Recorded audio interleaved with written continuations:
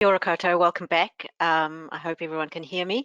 Just this next session is going to hear from Adrian Monks, who's going to talk about characterizing drivers of shiprats and bird outcomes and their variation across space and time. Then we're going to hand over to Joe Carpenter, who's going to talk about impacts of forest pests and environment on fruit abundance.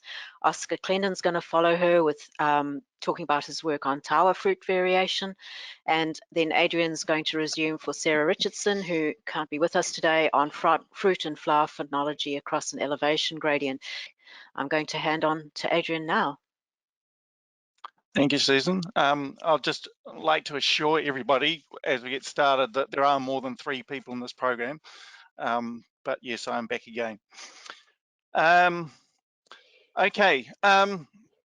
So this is going to be a bit of a backgrounder to this general session, as well as a bit of a discussion on some aspects of that work. So our overall goal is to develop the ability to predict both predator threats and bird responses across all native forests. Now, this is quite daunting when you kind of look at it. It's very ambitious, and there's a lot of moving parts to make that happen.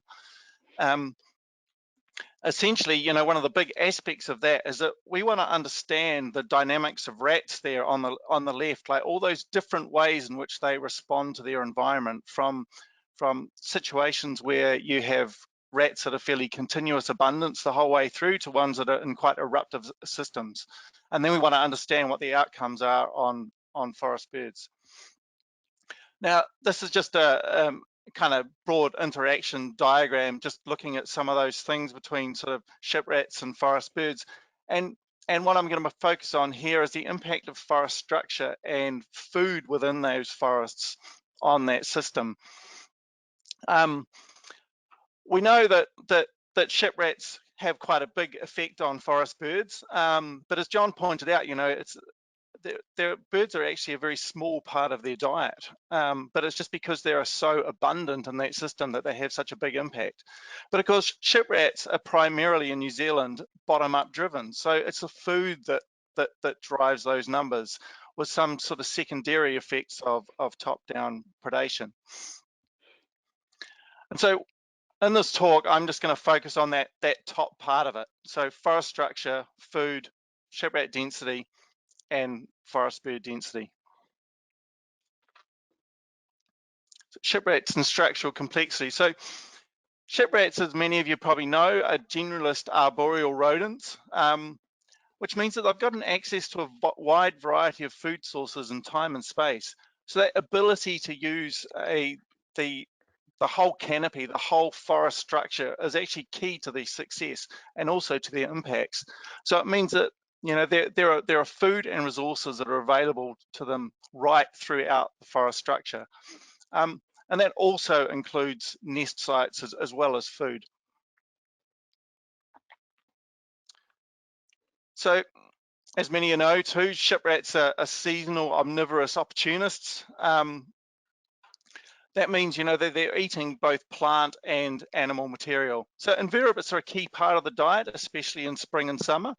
But when fruit becomes seasonally available, then their diet tends to switch, and that becomes a really important driver of their dynamics. And as I said before, birds are a very small component, but it's just that there are so many rats that even just incidental preying on eggs or chicks or even adult birds occur. When that occurs, because there are so many of them, they can have quite an impact. Forest birds need different aspects of the forest in order to persist. So obviously food for birds, fruit, nectar, sources of invertebrates, roost trees, nesting sites, and also so the effect of climate and refugia from predators and these food diverters, you know, the rats and the possums. And we've published on this in terms of the effect of these refuges, thermal refuges where there aren't rats to prey on the birds. And also forest complexity gives birds options. You know, it means that there are a wide variety of food sources that are available over a long period of the year. And so they can use complex forests in much more diverse ways than what they can simple forests. And this is partly what underlies this idea that these complex forests are more productive for our birds. But it's just that because of the predation levels, they tend to support fewer of them.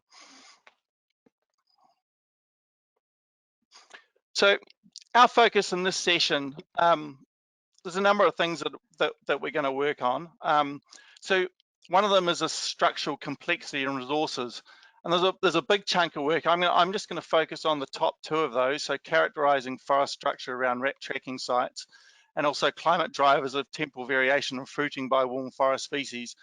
Joe later on is going to talk about impacts of forest pests on fruit abundance, and then Oscar will be focusing on spatial and temporal variability in tawa fruiting. And finally, Sarah Richardson's been doing some work on fruit and flower phenology across an elevation gradient. And as I'll talk more when I give Sarah's talk, that's a key idea around sort of how long fruit is available for rats and birds and the impacts that might have. And then the final part of this will be sort of modeling tracking rat tracking rates and also bird occupancy.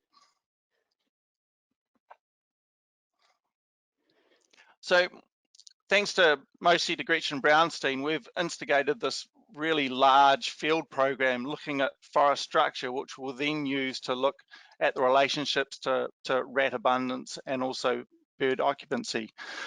What we've aimed to do here is achieve a national spread in complex warm forests, and also focusing on sites with long rat tracking records. So we've focused the sampling around those rat tracking sites so that we can determine the relationship between tracking rates and also these characteristics of the forests. And I just want to acknowledge here, you know, the great benefit there's been from the local knowledge of dock area office folk and identifying, you know, some of the rat tracking data beyond what we already knew about. So it's where that kind of local knowledge has been really gold. So our forest structure methods, what we've gone out to, so each tracking line has had 4 plots on it, and on each of those plots we do a modified recce, which is just a way of looking at the structure and the composition of the forests. But we've done some extra stuff in there to kind of hone in on aspects of these forests which we think might be really important to both forest birds and also to rats.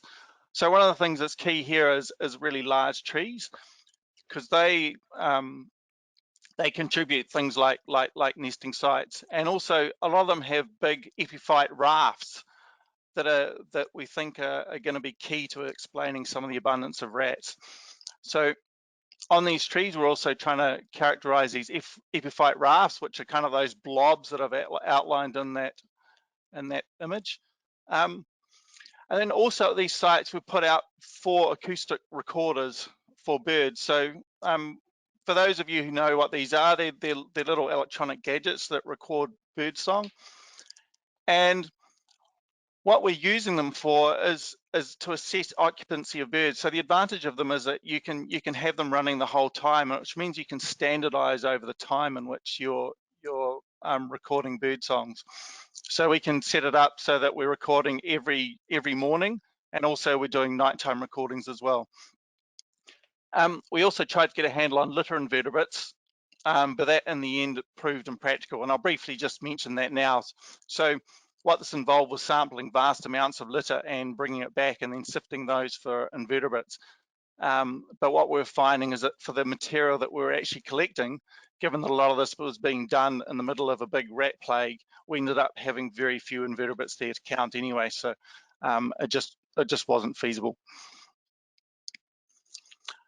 So what we've ended up with is a forest data set of structure and also acoustic recordings at 18 sites on 83 tracking lines, 350 vegetation plots, and 677 acoustic recorders, both morning and night. And so the other aspect that's going to kind of go into this is understanding warm forest seed rain. So one of the things we want to get a hand on is the temporal variability at rat abundance at a site. And one of those drivers might be the variation in food supply that will happen over time. So what we want to do here is combine the local abundance of plant species with climate predictors of seed rain to kind of get a rough estimate of how much food a food pulse that might be going into that system and the variation between years. And this is using the DOC seed rain data. And so the idea here is to predict productivity for plant species that we know less about. And so while, you know, a lot of time has been spent modeling things like beech and also to some degree remu, there's a whole bunch of other species and stuff that we haven't really got a very clear idea about how climate drives variations in the seed rain that might be coming into the system. And so we're trying to do this in a very structured way. And so that structured way involves thinking about the life history of the species, because some of these cycles take anything from 3 to 20 months plus. So what that means is that, you know, there are long lags in the climate variables that might be driving some of these things, you know, from initiation, you know, which might be some temperature or maybe a rainfall cue. Pollination, for example, things that are wind pollinated, wind pollination is expected to be less effective in periods of high rain. So we might have a predictor in there for rainfall at that time. And then as fruit are maturing and stuff, they're quite susceptible to summer drought. So again, you might want a different variable at that time. And so we're trying to use the relationship of these developmental stages to climate to arrive at our list of predictors.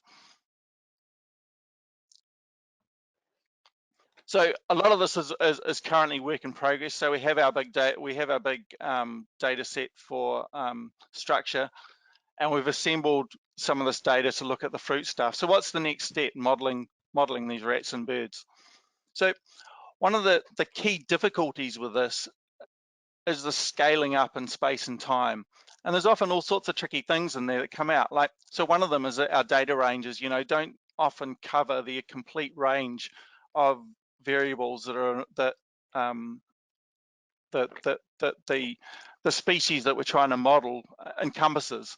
And so extrapolation becomes difficult when you have, for example, a nonlinear response. Another potential problem is that patterns at some scales don't always translate at other scales due to self-organization. And so I've used this lovely example from marine systems because I think it's so cool. So these are mussels and soft sediment systems, and they have to clump together, otherwise the tide will kind of rip them all out. But then within that, if they're too clumped together, the ones on the inside can't get access to food. And so they develop within this kind of bigger clump, this kind of stringy nature, so that, you know, everything has access to food but doesn't get washed away. And you might imagine that there could be something with birds as well in terms of sort of social structure and the way they organize themselves in relation to resources and stuff, in terms of how their density is spread out across the landscape. So our solution to get around these problems is to use mechanistic process modeling built around spatial layers that we can apply across the whole country of limiting factors. So the next steps here are about bringing it all together. So ideally, if we're going to be building these mechanistic process models, you want these limiting factors to be acting on things that actually matter. So this is kind of density dependence, survival, reproductive rates. But the difficulty that we have here is that, you know, we don't have these measurements at scale. We have tracking tunnel data sets and occupancy. So it's going to be quite a challenge to take this next step, but I'm going to talk a little bit about how we might do that. And so the idea is we build these limiting factors into these national spatial layers and via proxies if need be. So one of the things we need is to have things that are measurable on broad scales. And so some of these things that we're doing on this fine scale with some of this this work that we're doing here, we don't actually have measures at that broader scale. And so what we'll be relying on is developing proxies that will kind of cover off some of those more detailed things that we have identified. So the challenge for rats, obviously, is that what we have is tracking data. But what we want for doing our mechanism is density. And now the problem with that is just that there's not this straightforward relationship between density and tracking. And one of the biggest things that we get, biggest problems we have is saturation. So at very low density, you might have rats coming along that either go through the tracking tunnel or they don't. And that's fine, that's quite measurable. And if you've got enough tracking tunnels, then you can get quite fine scale resolution about that. And it's reasonably accurate, even if it's non-linearly related to density. But when you get to high density, you might have not just one, but many rats tracking through there. And so you reach a point at which you get saturation happening. And so you don't have the resolution about what's happening to the population. And in one of the later sessions, I think Joe Carpenter might be covering that off for some of her work down at Alabaster. Oops. So just back on this point here. So we've been working on models based in Alabaster that will cover off this. And what it means is that we're identifying a relationship between density and tracking, but making that relationship mechanistic.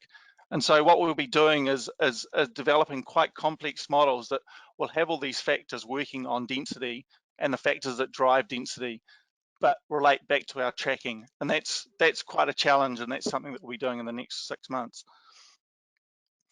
Birds is a little bit more tricky. What we can get from our acoustic recorders that we have out in the lines is just occupancy. And so we haven't got that kind of relationship between what occupancy and abundance sort of looks at. And so this is more of a kind of snapshot in time. And so we'll probably be modeling occupancy just directly for the birds. And when we come to actually do predictions out on scale with the broad scale model, which Dean Anderson will be talking about later, we will be using other kind of ways of modeling to be able to predict bird abundances. And so the variables we want in here are kind of rat tracking and also some of the structural components of the forest.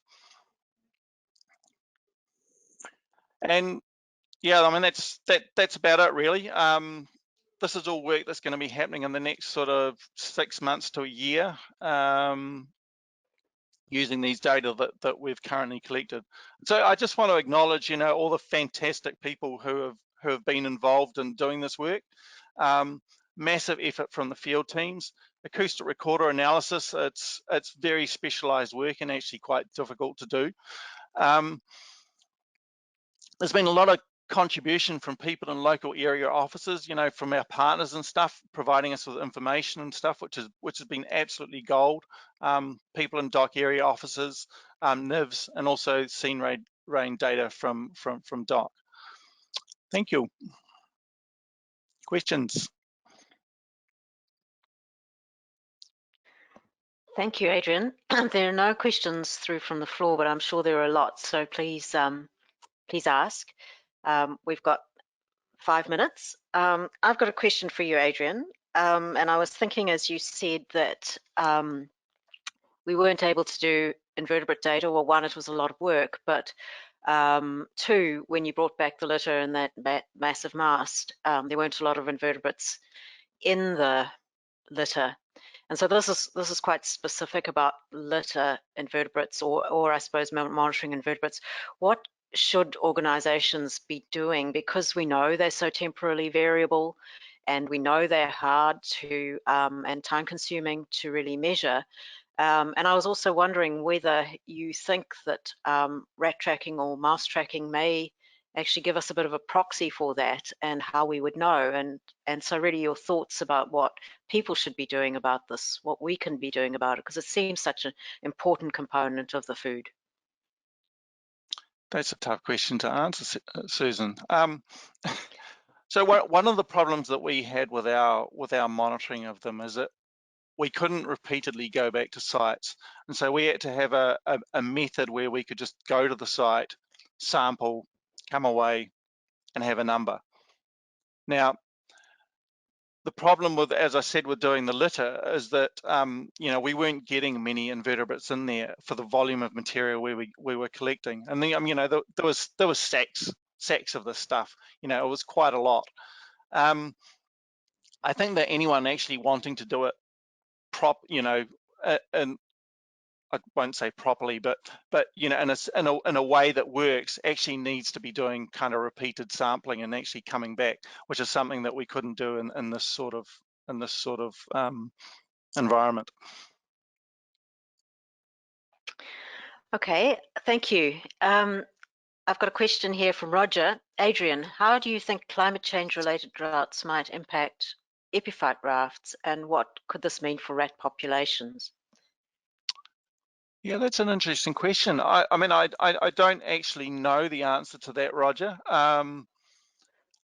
You would expect that in a drying climate, there would be fewer moisture being trapped in those little crevices and stuff that the epiphyte rafts are kind of based in. You tend not to find this in dry forests anyway, and so with climate change, it's expected to be kind of generally wetter in the west, so maybe there won't be a huge impact there. Yeah, I don't know. Thanks, Adrian. We've got a question from James Mortimer. How do you intend, and this was possibly something I should be able to answer too, how do you intend to use occupancy data from acoustic recorders to model bird abundance? Yeah, so the answer is that we can't. The short answer. So the purpose of that really was to identify drivers of whether the birds are there or not. That's the limit of the resolution of those data. In terms of where we go from there, there's as you'll see as more people talk, there's a whole pile of background work that has identified vital rates and stuff from the literature, which we'll be using for the population modeling component of the program. So I guess what I see is this occupancy stuff that we're doing here kind of feeding into that process, presence, absence, and then some of the other work that we do will allow us to actually estimate abundance. Thanks, Adrian. I've got a few questions coming in, probably got room for one more. I'm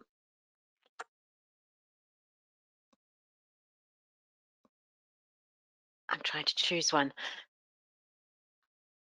Hi, would you consider rodent tracking tunnels are the best way to monitor rodents rather than wax tags, chew cards, etc. from Sue at Horizons? I'm not an expert on monitoring rats, but I think they have been very successfully deployed, and they're certainly the biggest data set, consistently collected data set that we have across the country. I think they're a really, really good way of estimating rats that are kind of at low to moderate abundances. And it's just at that really high level that you have problems with saturation. And I think that's common to any of these index methods. So even if you are using wax tags or any of those sort of things, you would still have the same issues of saturation. It is a problem with index, and it's really hard to do density, which is why obviously that people don't. But yeah, Thanks, I Adrian. think Yeah, tracking tunnels are effective. Yeah. great. That was brilliant. Thank you very much for your talk.